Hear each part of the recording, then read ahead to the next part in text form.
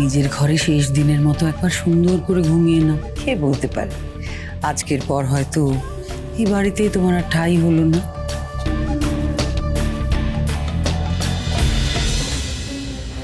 এই অজ্ঞান করার ওষুধটা দিয়েই তোমাকে আমি দারুণ ঘুম পাড়িয়ে দেবো শাওন। আর রিপোর্টাররা যখন তোমার বাবাকে প্রশ্নের পর প্রশ্ন করে জর্জরিত করে তুলবে তখন তুমি বেহুশ হয়ে নিজের ঘরে ঘুমোবে। বাবাকে তুমি কোনোভাবেই বাঁচাতে পারবে না শাওন।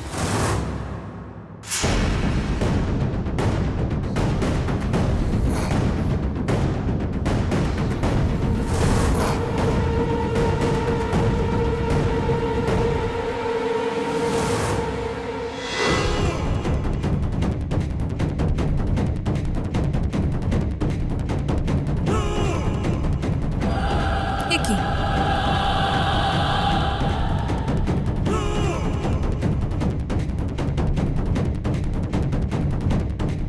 এটা তো আমার বাবার রুমাল, এটা আমার ঘরে এলো কি করে? তাহলে কি বাবা প্রেস মিটে যাওয়ার আগে আমার ঘরে এসেছিল আমার সঙ্গে দেখা করতে?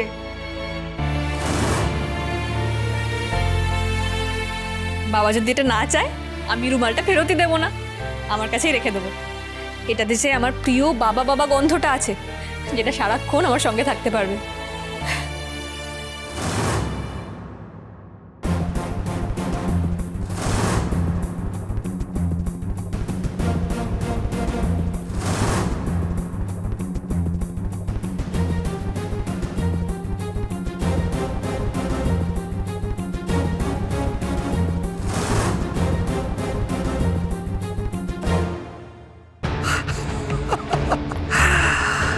ঠিক বলেছ শাওন, এই বাবা বাবা গন্ধটা এটাই তো তোমার একমাত্র সম্বল হয়ে থাকবে।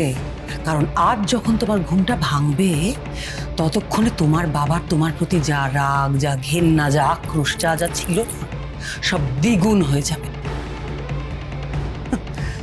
তোমার ঘরে আসা তো দূরের কথা, তোমার ছায়া পর্যন্ত মারাতে চাইবে না তোমার বাবা, জীবনেও না।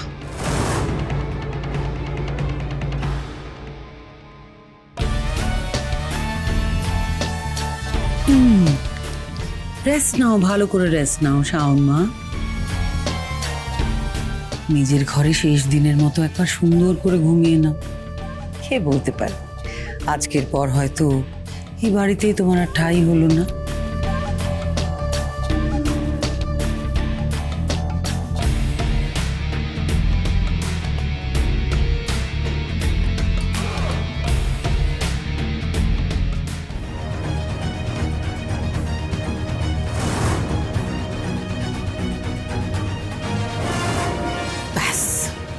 এবার যতক্ষণ প্রেস কনফারেন্স চলবে ততক্ষণ এই ঘরের দরজা বন্ধই থাকবে। আর শাওনকে যাতে কোনোভাবেই কেউ এই ঘর থেকে ততক্ষণ না বের করতে পারে সেই দায়িত্ব আমার।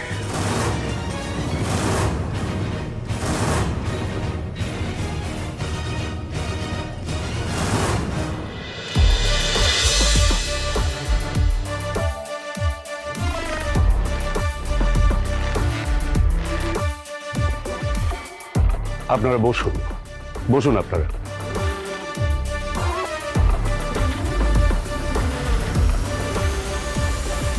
বলছি কি জামাই, আজকে টিভিতে না ওই মন্ত্রী মশাইয়ের প্রেস মিটটা লাইভ দেখাবে, তো ওখানে শুভকেও দেখা যাবে আর কি। তোমার মাকে বলো না একটু রিমোটটা দিতে।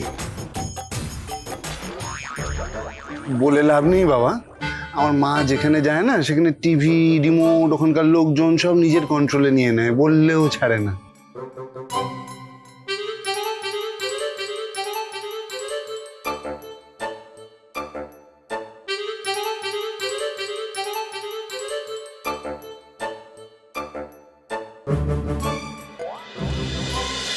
প্রথমেই আমি মিডিয়ার পক্ষ থেকে আপনারা যারা আজ এখানে উপস্থিত রয়েছেন তাদেরকে আন্তরিকভাবে ধন্যবাদ জানাচ্ছি। সেই সঙ্গে আপনাদের কাছে আমি ক্ষমাও প্রার্থনা করছি, কারণ হঠাৎ শরীর খারাপের জন্য ভেন্যুটা চেঞ্জ করতে হয়েছে।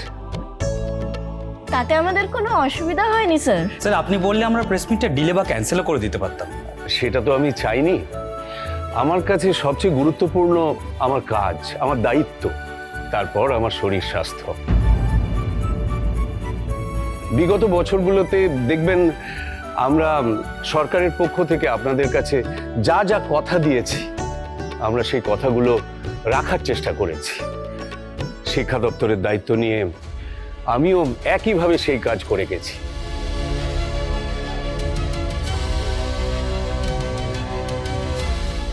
আমাদের দল ক্ষমতায় আসার সময় শিক্ষাক্ষেত্রে যে পরিবর্তনের প্রতিশ্রুতি আমরা দিয়েছিলাম, আজ গর্বের সঙ্গে বলছি আমরা তা বাস্তবায়ন করতে পেরেছি।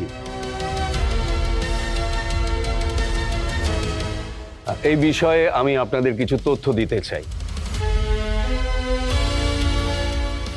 প্রথমেই যেটা বলবো, বিগত বছরগুলোতে সরকারের নিরন্তর চেষ্টায় আমরা 2018টি স্কুল সংস্কার করতে পেরেছি।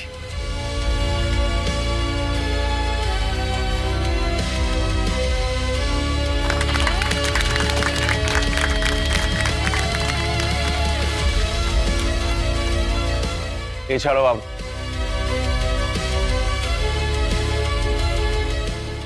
এইভাবে যদি বীরু নিজের কাজের খতিয়ান দিতে থাকে তাহলে তো সবাই ওর প্রশংসায় পঞ্চমুখ হয়ে উঠবে।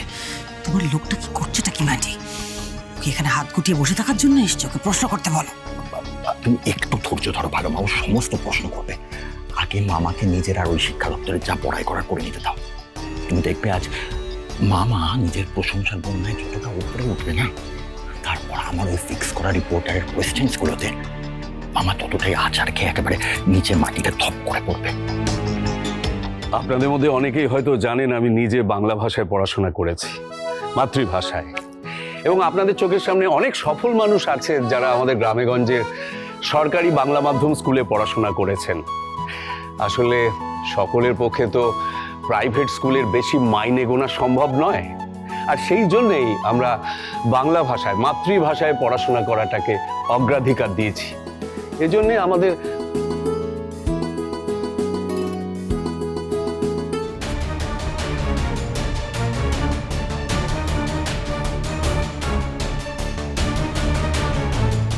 সমস্ত তথ্য সহ একটা সংক্ষিপ্ত ধারণা আমি আপনাদের কাছে দিলাম। এরপরেও আরো কোনো তথ্য যদি আপনাদের জানার প্রয়োজন হয় তাহলে আমাদের দপ্তরের ওয়েবসাইটটা আপনারা চেক করবেন।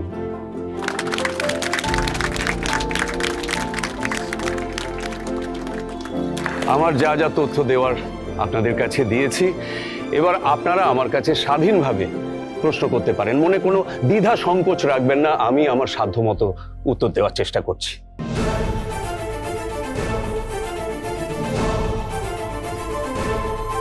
শাওন ম্যাডাম তো এখনো এলেন না। উনি কি নিজের ঘরেই বসে আছেন? শরীর টরীর খারাপ করেন তো ওনার? তা নাহলে তো এতক্ষণে ছুটে চলে আসতেন এখানে।